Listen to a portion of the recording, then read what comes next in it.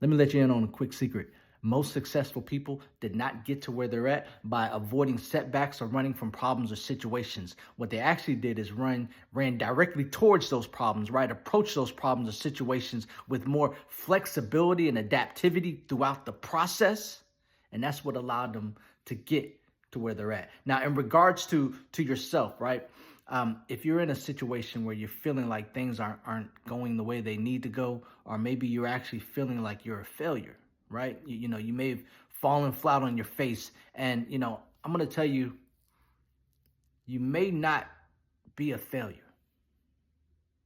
If you change your perspective, maybe it's just that you're not as flexible as you should be throughout your process. And that's why you're feeling the way you feel. And in regards to being flexible, there's actually two types of flexibility. There's your mental flexibility, right? And then there's your emotional flexibility, okay?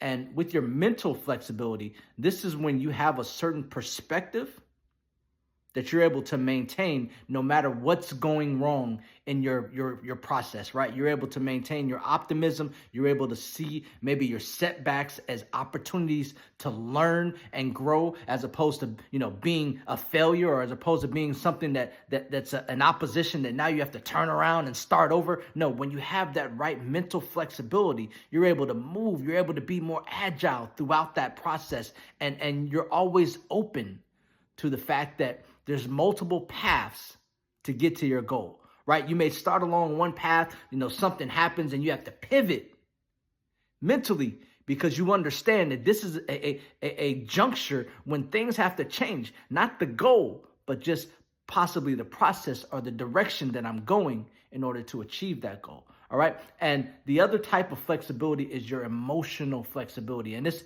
is very important, because, being emotionally flexible means that you allow yourself to feel whatever emotion may come up during a specific situation without allowing that emotion to suppress you, or without allowing that emotion to take over you. Because yes, if you're in a bad situation and things didn't work out, and maybe you didn't hit the goal, you didn't hit the mark, right?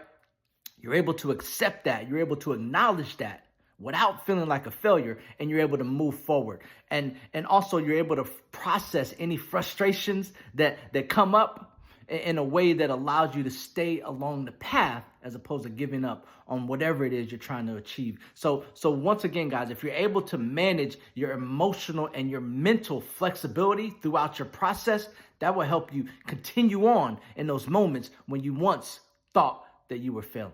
Let's go.